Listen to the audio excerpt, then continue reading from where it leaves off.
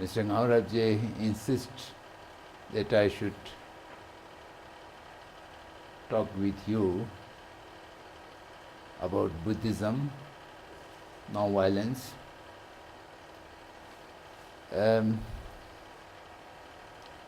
But I feel it will not be very useful due to a number of reasons. The first and foremost is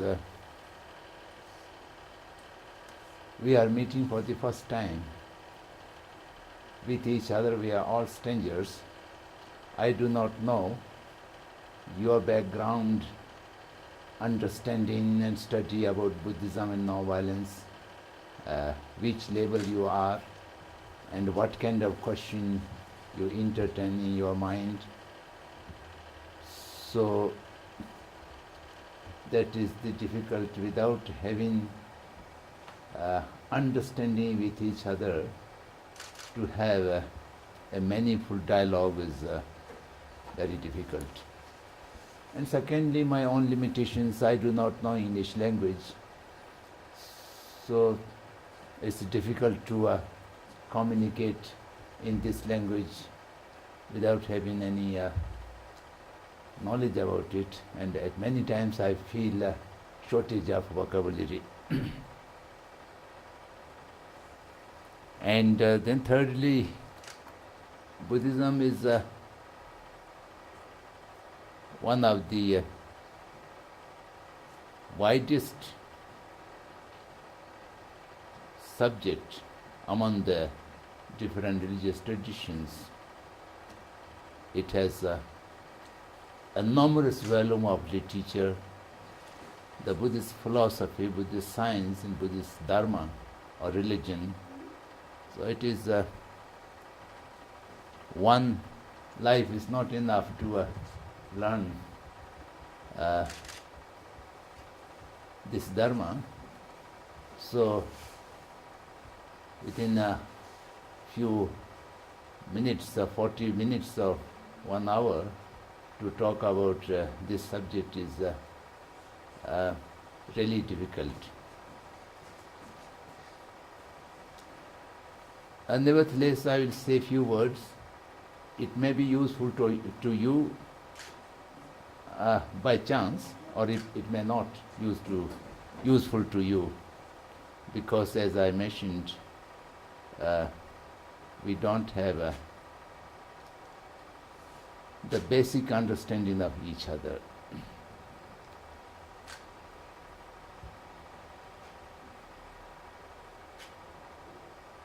Buddhism has so many different layers and so many different schools and so many different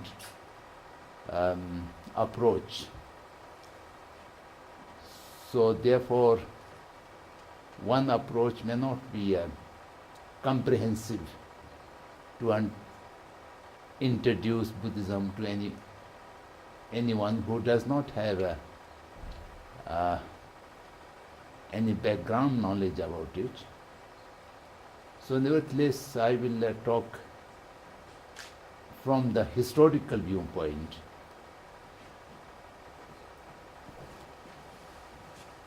When we talk about subject of dharma, historical part and a methodological part, and then historic part, they are quite different. So as a common person, I will try to say few words which is directly related to a historical part.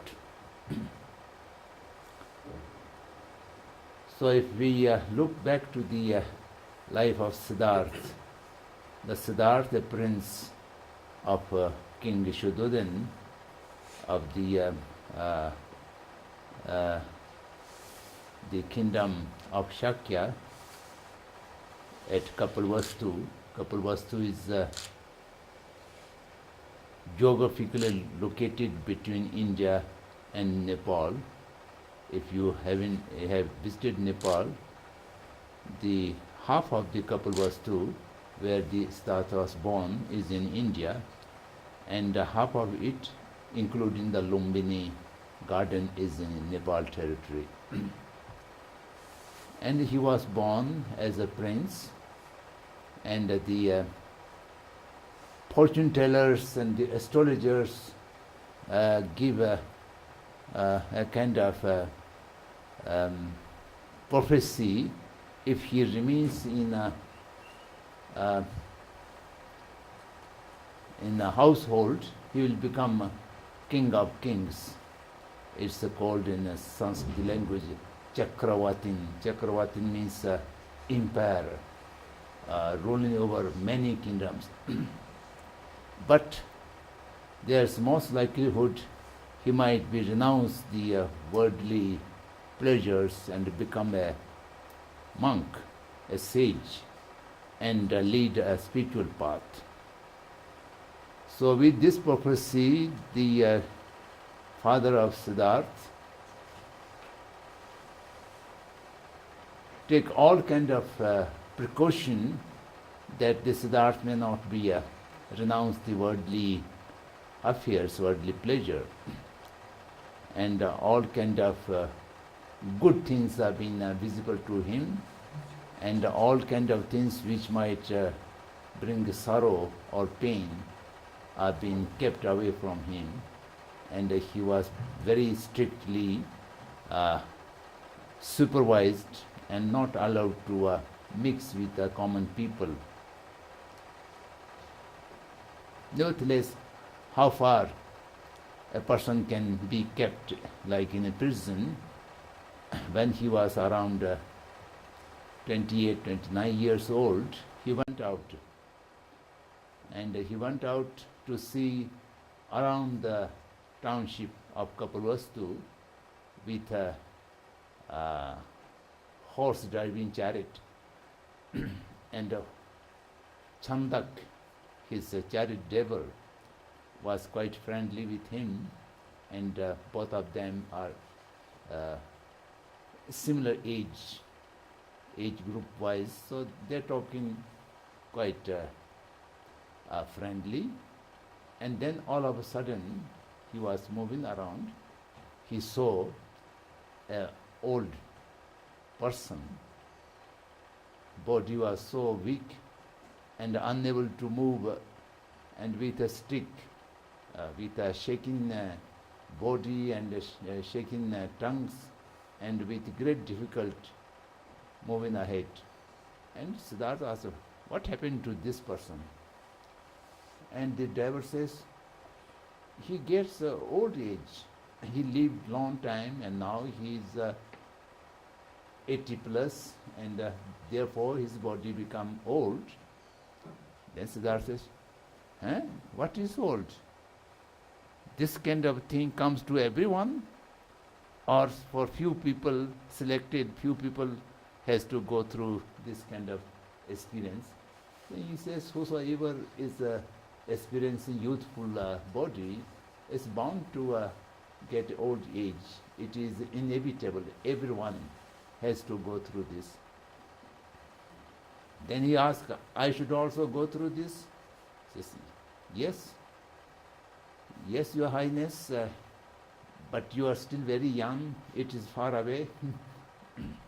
Next 20, 30 years you need not worry, and thereafter you may also have to experience this kind of thing.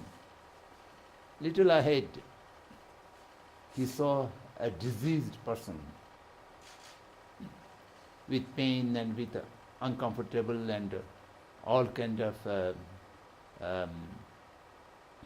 miserable experience was experiencing, and with great pain.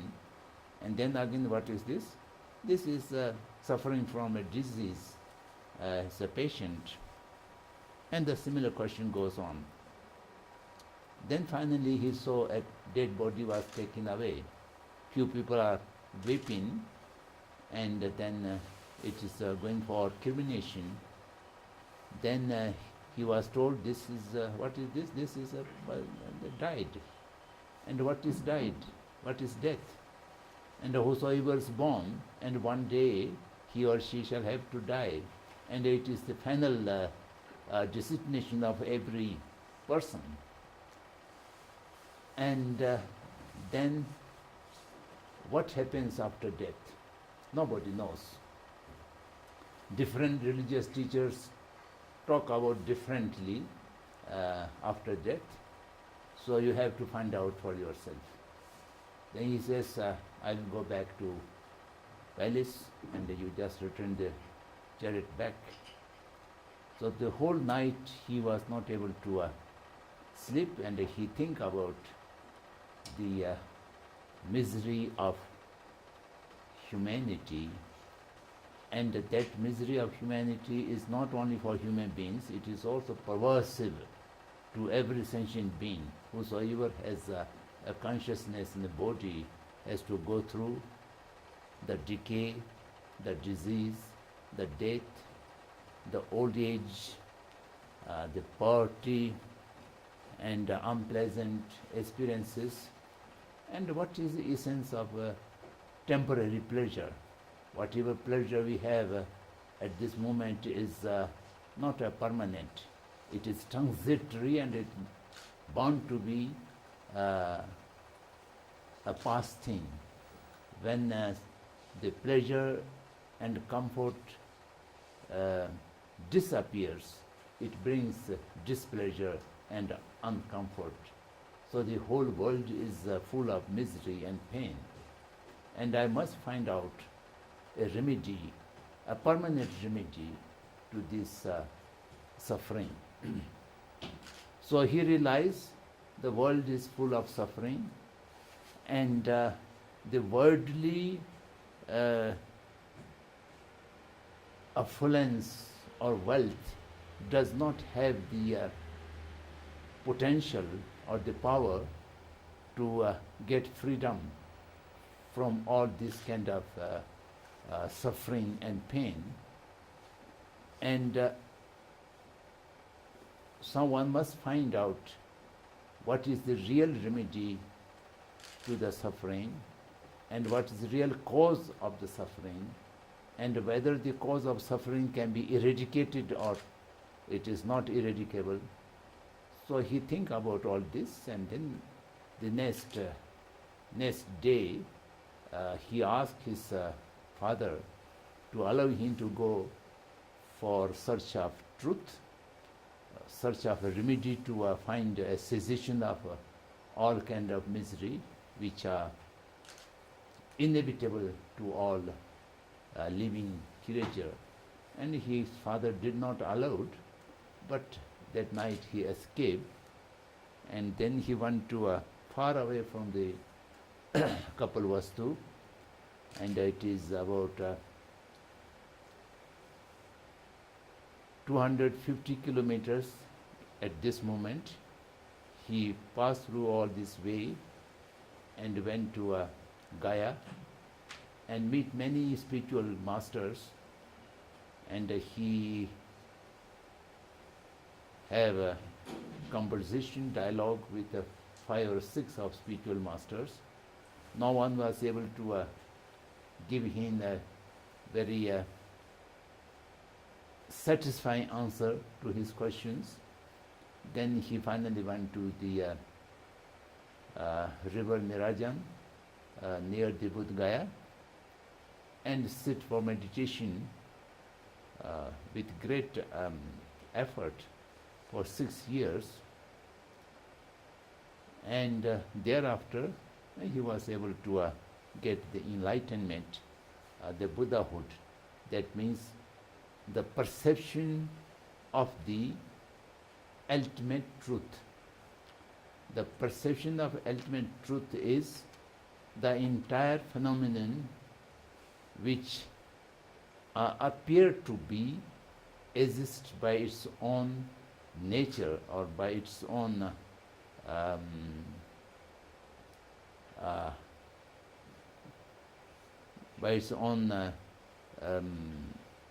characteristic, without depending on anything which is appearance.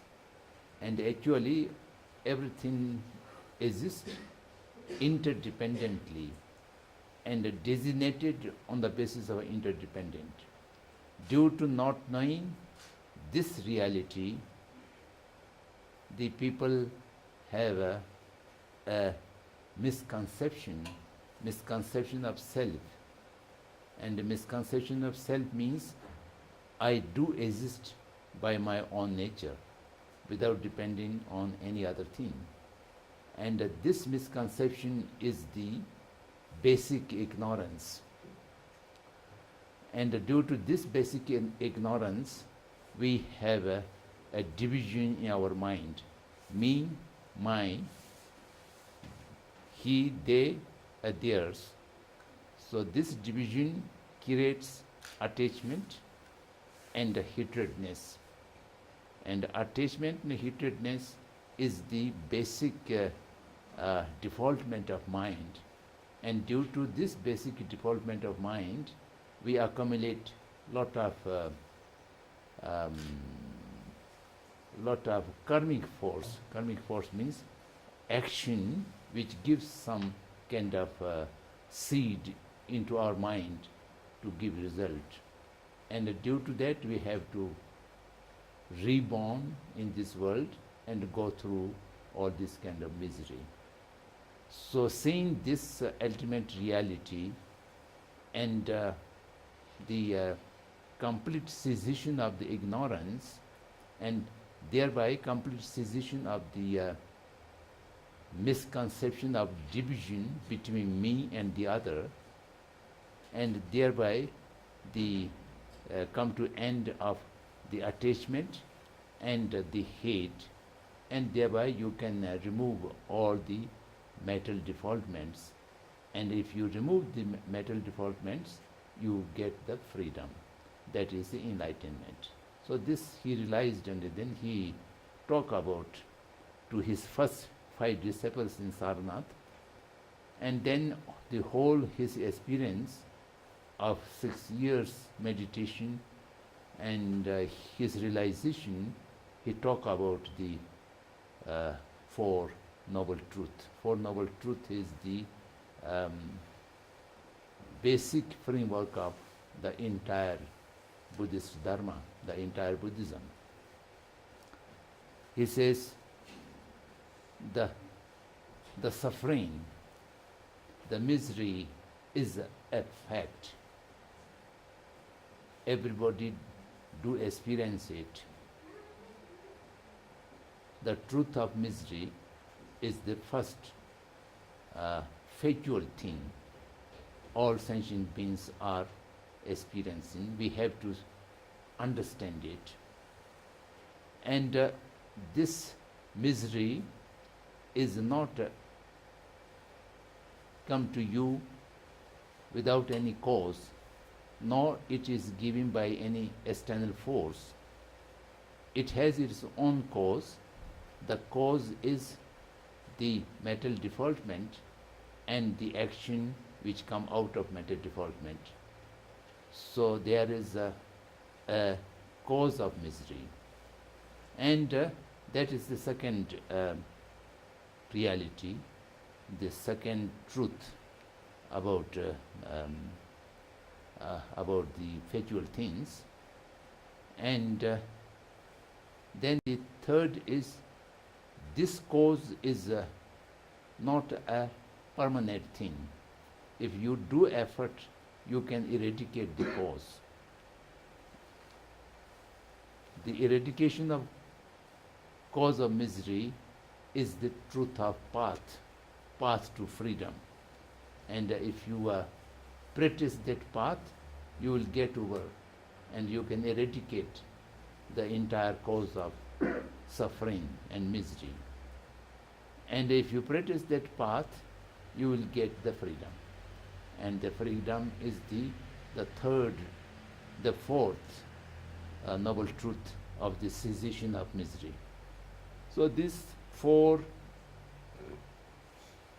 truth or 4 basic reality, there is the suffering, there is a cause of suffering.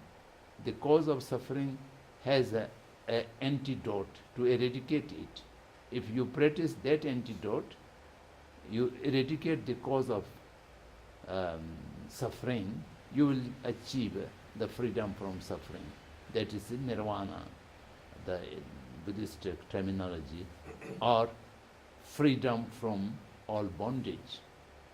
Freedom from all bondage is a real peace, serenity, or the permanent cessation of misery. So these things he have taught to his disciples, and which is later on developed in many different philosophical schools and different ways of thinking. Now the most important is what is the truth of path through which the cause of suffering can be eradicated. So this path consists of threefold education. Threefold education. The first is the Shila, that means moral conduct. And the second is stability of mind, stability of a concentrated mind. That's called Samadhi, the meditative mind. And the third is the wisdom, Prajna. If you have practiced a righteous life, that means a good moral conduct, you will achieve the ability to develop your mind into a state of complete concentration and attention, and through which you can awake the inner wisdom. Inner wisdom means the perception of the ultimate reality. If your inner wisdom is awaked into the form of ultimate form of the perception of ultimate reality, that eradicates all the ignorance and the product of ignorance, attachment and heatedness. So thereby you can get the freedom. So this is a very preliminary, nutshell introduction about what the Buddha was talking about, his way to achieve the freedom from suffering.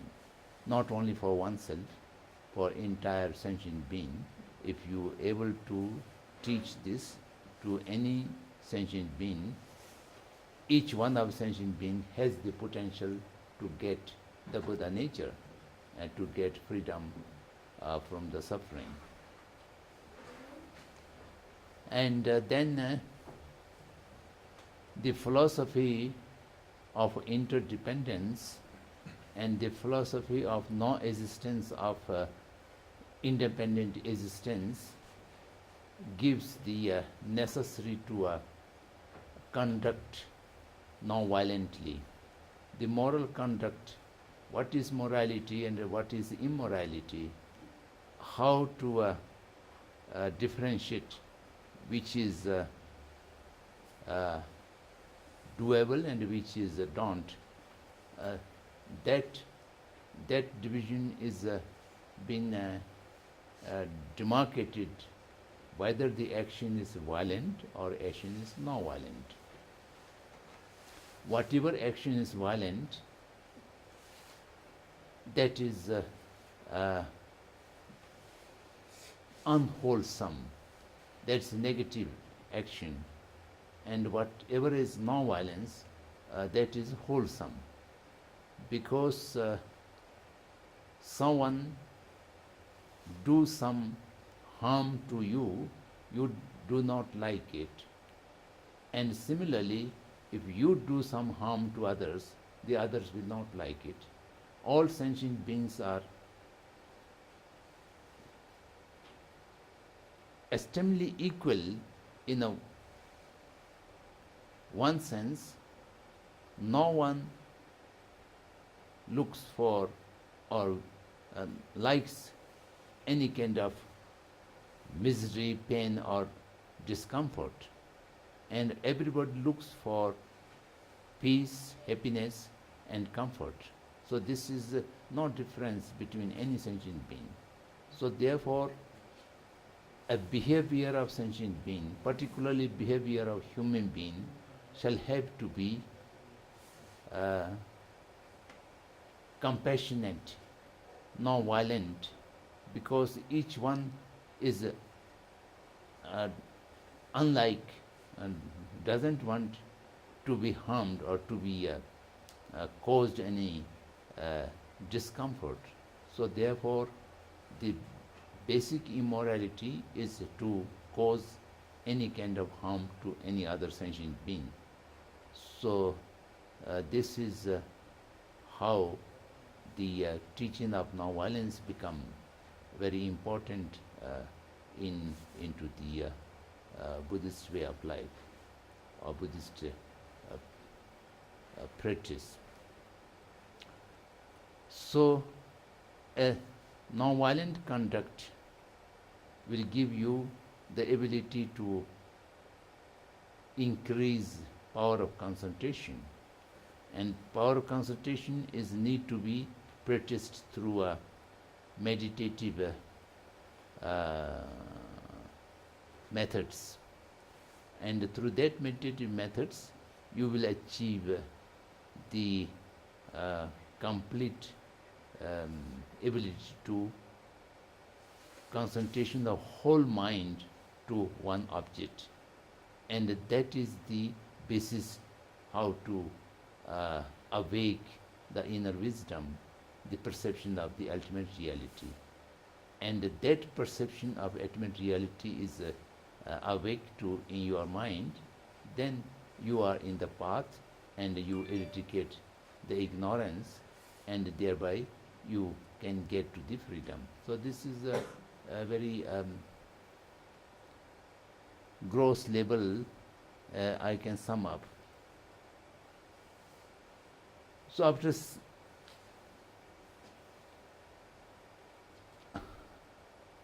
after stating this, I would like to leave more time for your comments and your questions, because that would be more useful to address to your curiosity or your doubts. Otherwise, I am talking many different things might become a monologue, and without addressing to your requirements. So I would welcome from any of you, if you have anything particularly I should explain, or you have any doubts, or you have any comments, so thereby we can proceed a little bit more useful interaction. Okay? Could you explain in more detail how meditation plays a huge role in Buddhism? Mm-hmm. You have some basic knowledge about Buddhist meditation, or just a fresh? I have basic knowledge about meditation. Mm-hmm. Very basic. Do you meditate? No. No, okay. Or you intend to meditate? I'd like to learn more about it, so maybe in the future I could try.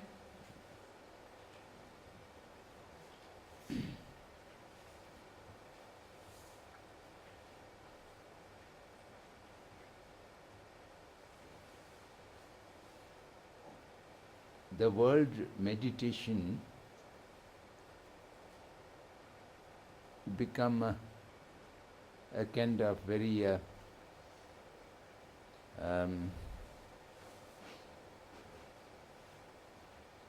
modern, attractive expression. It is being used by everyone. Each religious tradition do have their own system of meditation, and they are quite differ from one another. And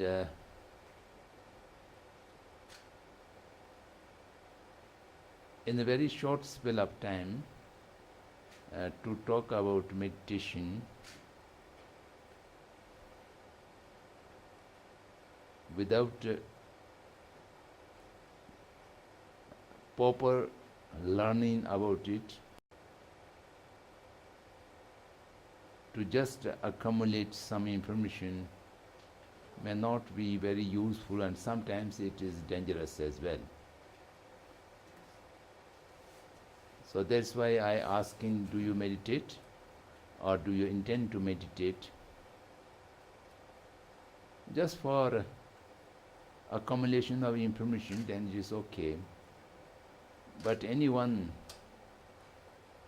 who have some serious intention to meditate, then it is absolutely necessary to learn the full course of meditation. Just as reading from a book or just hearing from a talk and begin to meditate sometimes harms your mind. So that need to be careful.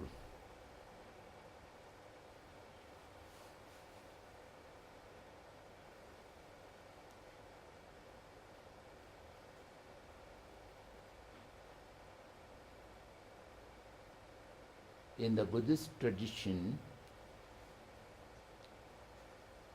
generally meditation means the practice or training of the mind. The mind at this moment is very heavily, completely conditioned by many external as well as internal hindrances. Our mind is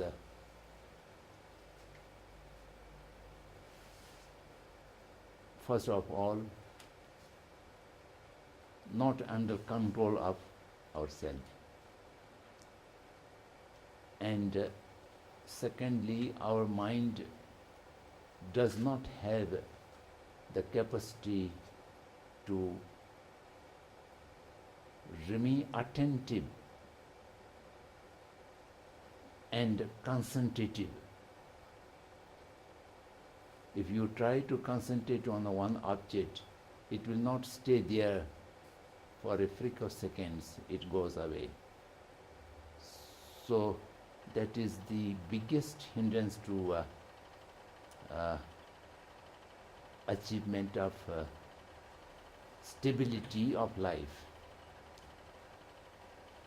And similarly, we are not able to attentive to one object.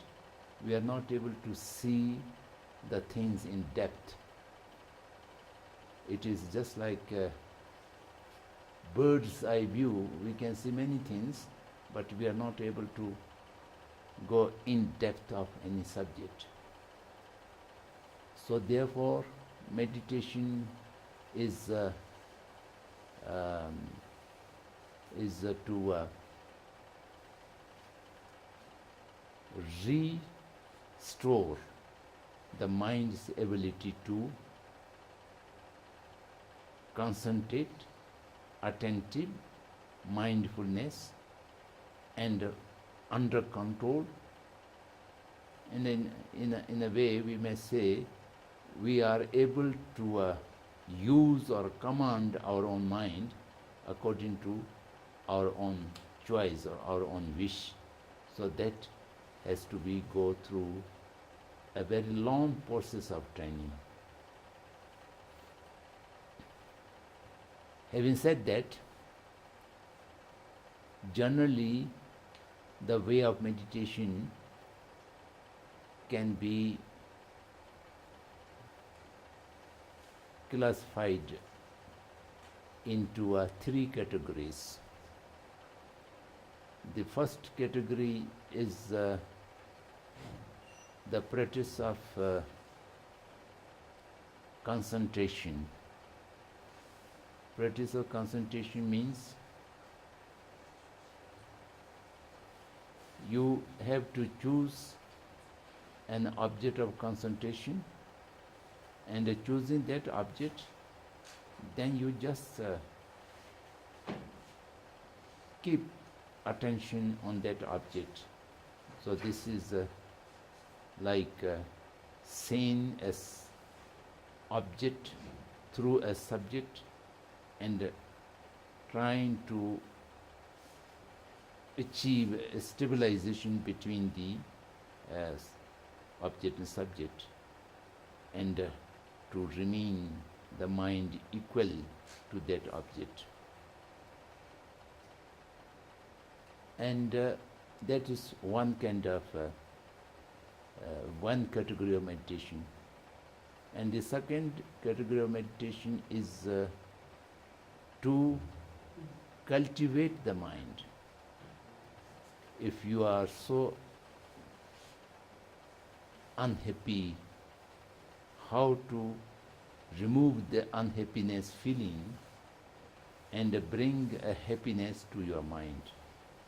Or you are hate, anger, and how to reduce the anger and convert the anger into a love, a kindness. So this kind of practice is not concentrating on subject, but to alter, to cultivate, or to improve the nature of your mind, how it goes around. So this is the second nature of meditation. And the third nature of meditation is a kind of fantasy, which we call visualization. And you are sitting on a meditation, and you visualize a kind of beautiful Buddha embodiment, Buddha statue, or you yourself is visualizing as a Buddha or as a deity, or the entire universe or entire your around house into a mandala, that means a house of deities. So these are just imagine, and with that imagination then you developed your mental practice, and through which you can achieve some cultivation to the mind. So the entire Buddhist tradition of meditation will belong into any one of these three different categories. And the next category is analytical meditation and concentrative meditation. This is also a gross classification. Analytical meditation is not trying to concentrate on one thing, but to analyze a thing. That means you encourage the process of thought, arguing, reasoning, rationalizing, and searching, questioning, all through your mind. That is analytical. And concentrative meditation is you avoid, you stop all the arising of thought forces, and only one object you have choosing for meditation, or choosing for concentration, and put the entire mind onto that one object and find some stability, not scattering stability on that. So that is how to find a concentrative meditation practice. So the sequence, when you actually go into the meditation practice, the sequence is first to find a stability, concentrative meditation. And when you achieve the highest level of the concentrative power, then you switch on to the analytical. So the first is called shamat. Shamat means you can concentrate at least for about 4 hours duration without any disturbance, and thereafter you achieve some kind of unexplainable sensation to your body, and then thereafter it is considered that you achieved shamat. Shamat means the concentrative stability mind. And then thereafter you switch on the analytical mind. With that force of stability, you search into the ultimate reality. Then your search will be so powerful. That is vipassana. And shamat and vipassana is the highest level of mind training or mental development, and you achieve these two meditative capacity, then you are complete control over your own mind. If you wish to concentrate, you can concentrate hours and hours together. If you wish to analyze, you can analyze without any distraction hours and hours. So thereby you can achieve the omniscient, or you can achieve the highest level of wisdom. So for practice of such meditation, you need consistent guidance and learning. Without any qualified guide, to meditate by oneself might achieve some kind of improvement in your mind, but it may not be, you may not be in a position to reach to the highest level of meditative results. So you first learn how to begin to meditation, what are the hindrances to the meditation, and how to remove those hindrances, and how to improve the meditative stability.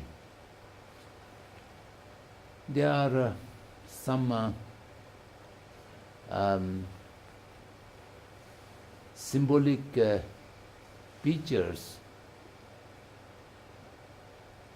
with an elephant and the elephant trainer and a monkey, a fire. I don't know whether the Tibetan monasteries used to have this painting on the doorway. At Nobulinka also the painting was on the wall. So how you are going through 9 stages of shamatha and vipassana meditation, and what are the hindrances, and how to encounter the hindrances. So for your basic information, if I try to mention very grossly how to move through the concentrative meditation, The first is to find out the object of meditation. Object need not be seen for everybody. People used to spend months together to find the most suitable object of meditation, object of concentration. So this object shall have to be a visualization. For example, the picture of this cup can be my object of concentration. I will look to the cup through my eyes, and my eye consciousness have a picture of this cup, and it goes back to my thought. Then it is not the cup but an image of the cup, and the image of cup is become clear to my mind, and then I can choose it as a object of my concentration. Then you shall have to find out which size is suitable, which color is suitable. Many people has a different approach, different liking, disliking to the colors and sizes. So with guidance and with one's own practice, to find what is more suitable, the size, the shape, the color, the brightness, all have to be find out, and finally you decide one object. This is object of my concentration. Then you start to concentrate, hold your mind to that object and remain concentrate on this. In the beginning, there is no concentration. You may not lose the image, but the mind has many other different pictures and many other different scatteredness, and which need to be reduced gradually and gradually. And at that stage, the basic hindrances are two: scatteredness and syncness. Scatteredness means sometimes you lose the object of concentration. Sometimes you may not lose the object of concentration, but you have many other thought processes which takes many part of your mind out of the concentration. So at that time you have to keep a watchdog, that is called, these days that's called mindfulness. A mindfulness and awareness, yes, my mind is scattering, I must bring back to the basic object. And after some time means after a few months of continued practice, you might achieve some ability to concentrate on the object. And at that time, the second kind of hindrance comes, that is syncness.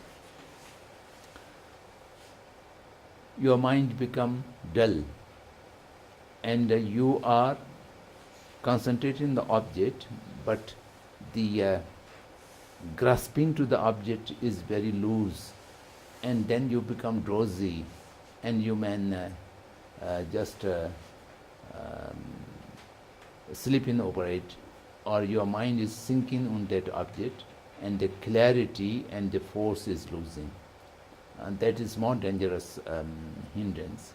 At that time, again, you have to increase the force of concentration and clarity of the object, so on and so forth. So, by this way, you are able to understand the hindrances, and you are also able to get remedy to remove those hindrances, and coming back to concentration again and over again and again and over again.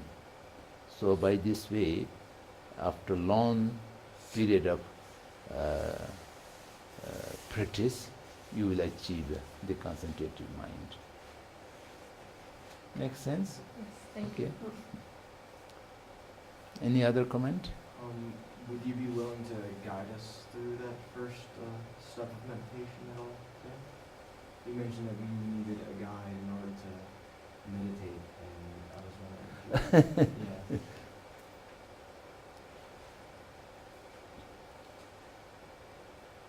There are many meditation masters and meditation centers, and particularly in India, there are Vipassana meditation centers started by the late Acharya Goenka, and in Dharamshala also there is a center, but it is closed for the winter. And Acharya Goenka has developed a new method. That new method is you can attend 10 days course. In the ancient Buddhist tradition, meditation means a lifelong practice. There cannot be a periodical practices. But due to the need of the modern people, the Goenka's teacher in Myanmar, Mr. Oba Khan, has invented this 10 days, 20 days, 40 days course of meditation. And the first is 10 days meditation. What they think is, if you attended 10 days meditation course, Vipassana course, then you will able to practice by yourself and approach to the guide periodically, occasionally, need not to be remain with the guide. So that may be true. I have not gone through this practice, but I know many the practitioners and who are good meditators. So 1 or 2 or 3 10 days course will empower you to continue the meditation. Then also in India there are many different ways of ways and methods of meditation teacher. There are transcendental meditation course, and also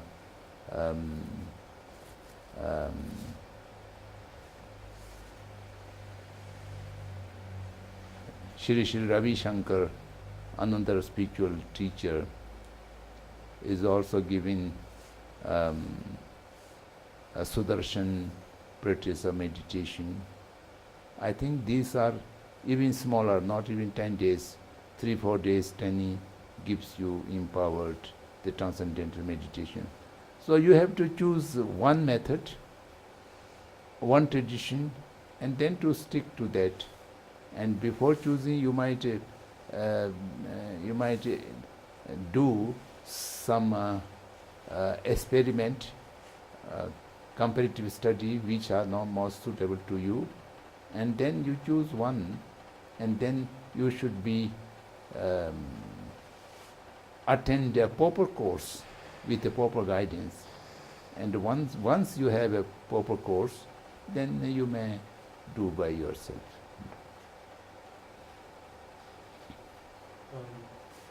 This is another subject.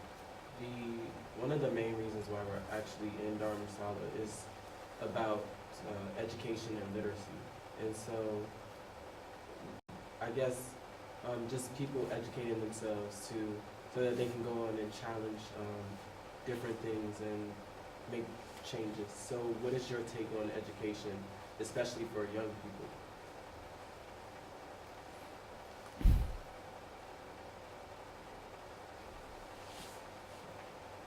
And that is another difficult question.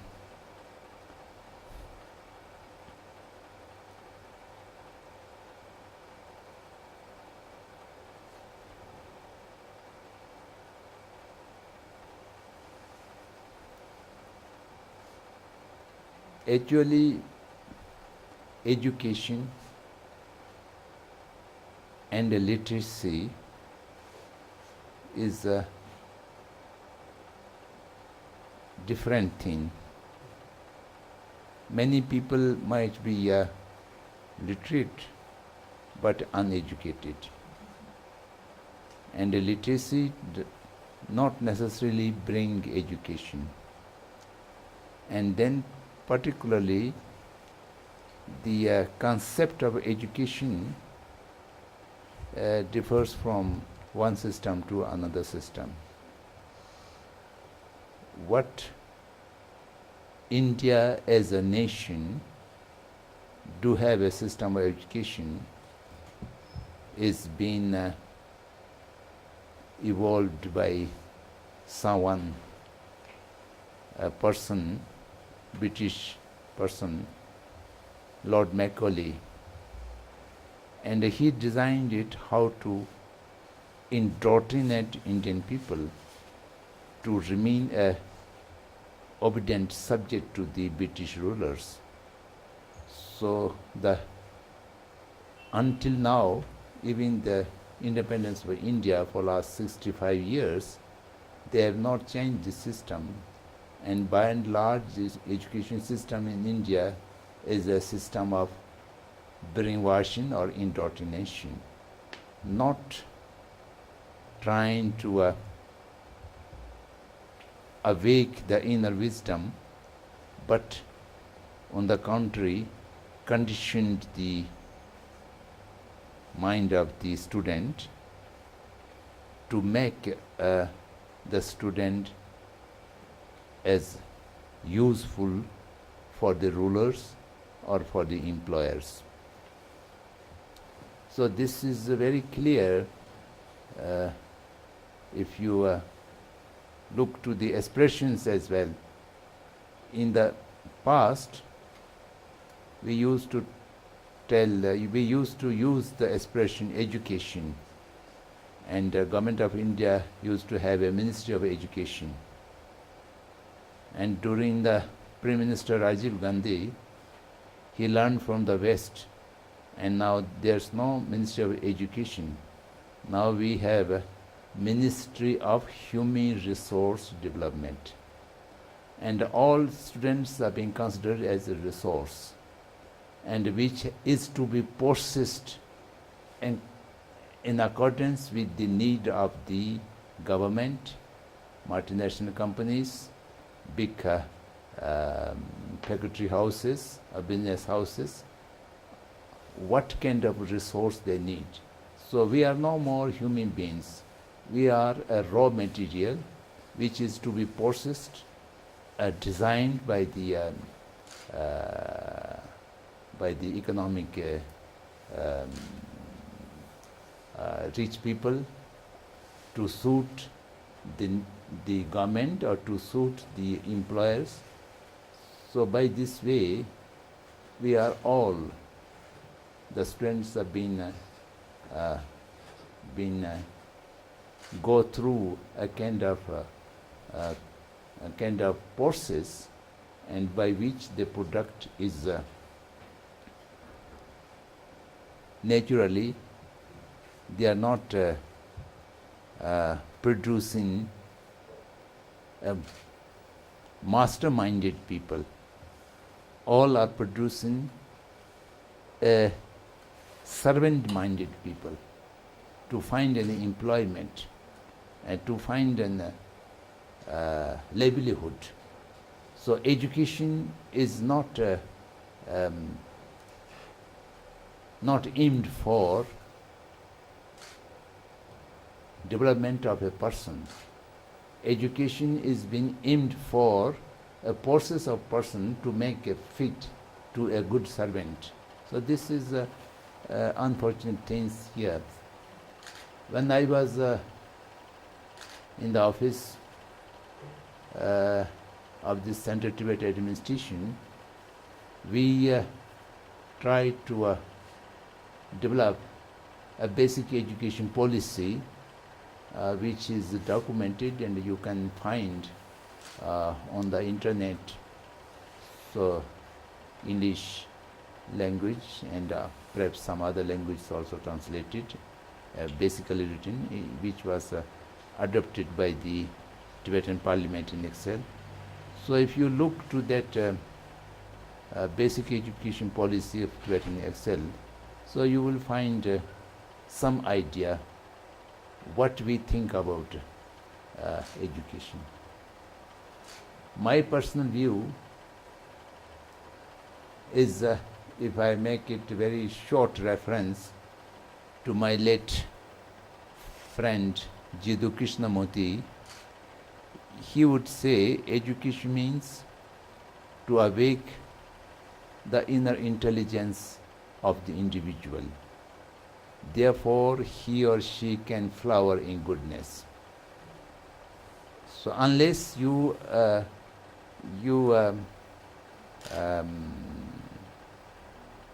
assist to awakening of the inner wisdom, you always put conditions from outside, then the person cannot flower in goodness.